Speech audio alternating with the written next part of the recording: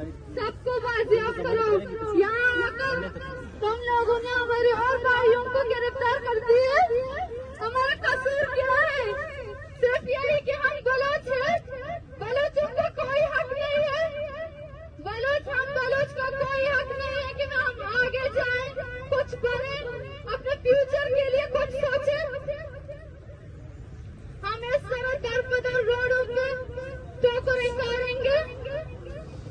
हमारी माएं यहाँ आकर इतने सर्दियों में इस रोड पर, इस सड़क पर, एक स्टैंड पर बैठे हैं, यही उम्मीद पर कि कब हमारे बेटे आएंगे।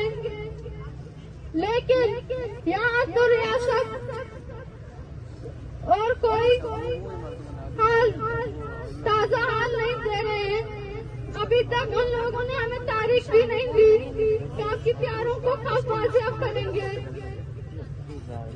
प्लीज हम आपसे यही अपील करते हैं कि हमारे प्यारों को बाजियाब करो, और हम यहाँ तब तक धरना देंगे जब तक आप लोग हमारे सारे लापता अफराद को बाजियाब नहीं करते।